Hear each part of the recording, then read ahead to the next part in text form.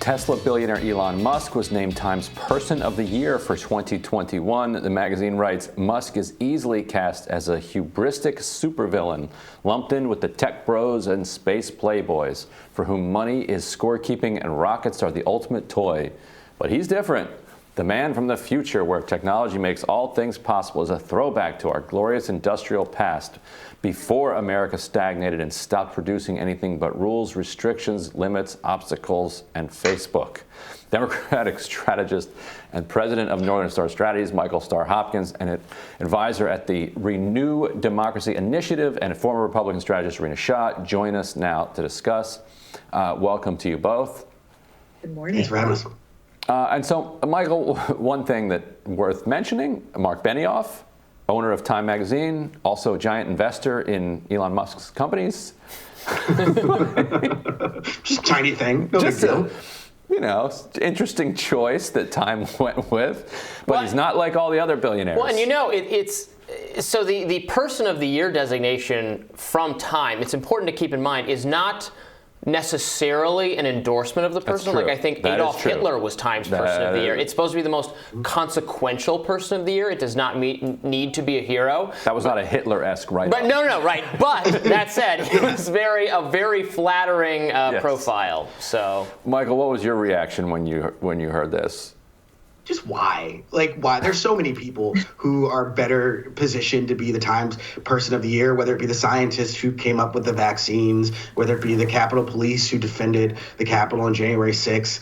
I think right now it gets to the epitome of the cultural problem we have going on right now. Elon Musk is basically a poor man's Tony Stark and thinks he's this wannabe scientist superhero who denigrates the government and denigrates taxpayers while also receiving millions and millions of dollars to help fund his rocket projects. I think it really gets to the essence of why society is so broken, because he's not really that great of a person. And yeah, he has created a good product, but there's so many more well-deserving people who aren't as flashy and aren't as vibrant and aren't as much of an asshole. I'm much more positively disposed toward Elon Musk than my co-host Ryan is, or he's Kim. Fine, whatever. I don't care either way. I think he's an interesting iconoclastic figure. Not that the Time magazine designation is so stupid. I'm more anti-Time magazine than I am anything else. Ever since we all recall, of course, the year that we were all named Time magazine's Person of the Year. What was it, 2006? I think. Yeah. Never taken it out of my resume, my biography ever since. It's up on your wall. Absolutely, Time Person of the Year 2006 that I shared with every other human being on this planet. Rena, who do you think Time should have picked as their Person of the Year? Well, my vote would have been for Dolly Parton. she's an American treasure. That woman has done so much good in the world, and she's done it with her cute little twang. And she's just, look at this. This is the year we all got inoculated, right? Hopefully all of us. Hopefully. The thing with Dolly is that she's kind of like this silent, cool superhero. Just so many people out there doing things for not just vaccine advancement and so health and science, but in literacy as well, and just trying to help lift up children out of poverty. That's all stuff that we can agree is just the basics. I don't want to get into the sort of is billionaire worship bad, because I have said on this show before that, Elon Musk is pretty American for innovating the way he has, and Time really tipped their hat to him in that way. This is a guy who's innovated, whether it's in sustainable energy or artificial intelligence. We love him for those reasons. Look at his companies, whether you're talking about PayPal, SpaceX, Neuralink. This is a guy who's changing our tomorrow. And so I think that was obviously their goal. I too am not a big fan of this designation.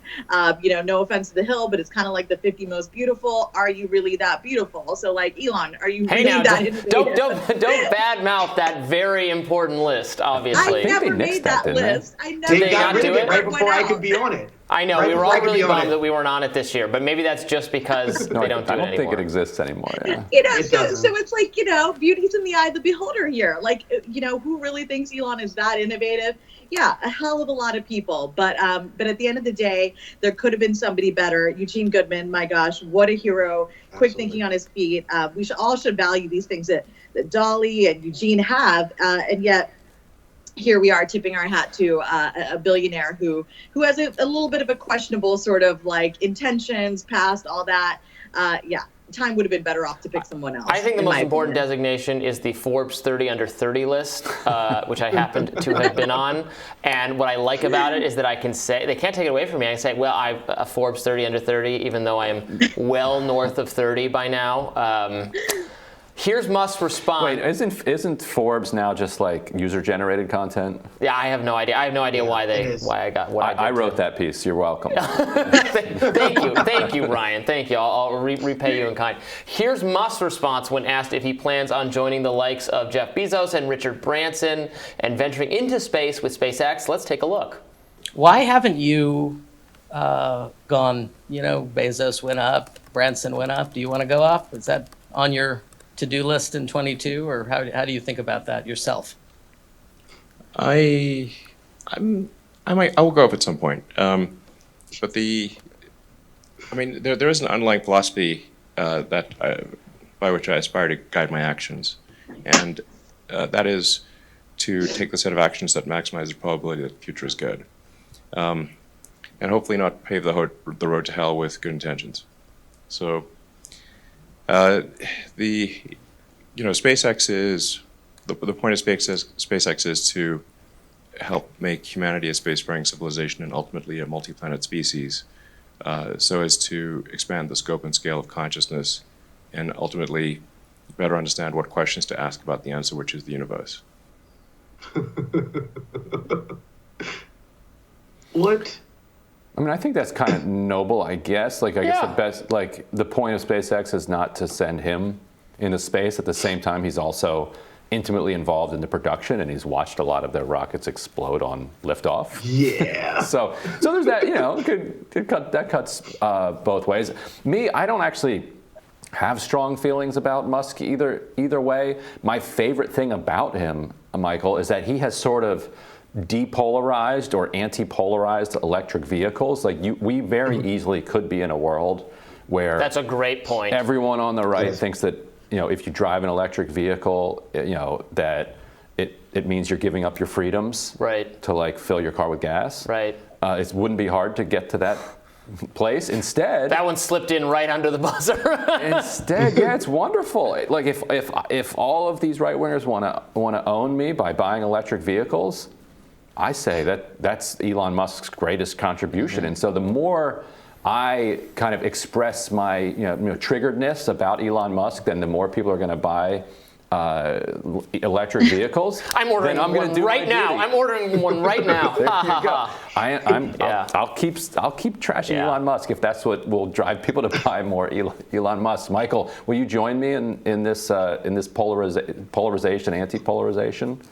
Look, you pointed out a really good point. He has made it a lot less polarizing, especially once he moved Tesla to Texas, and it's become kind of this big Texas thing. Mm-hmm. I will point out two things. One, from a comms perspective, I thought it was really interesting that he had this child up there. It softens his image as someone who's been kind of portrayed as this troll who has a hard edge. I thought that was a really interesting choice to do it that way. As you pointed out, it's interesting. He doesn't want to get on SpaceX, kind of the product that he's producing. That doesn't really give me a lot of comfort when the owner doesn't want to use his own product. So I guess we'll have to see over time, because that was a lot of words to say, I don't think I'm going to get on a flight anytime soon. Space colonization, it's a good thing.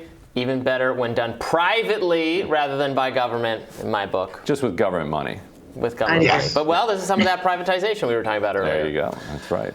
Rena, Michael, we were really happy to have you with us. Thank you so much. And we'll be back with more Rising and more space travel, perhaps, right after this.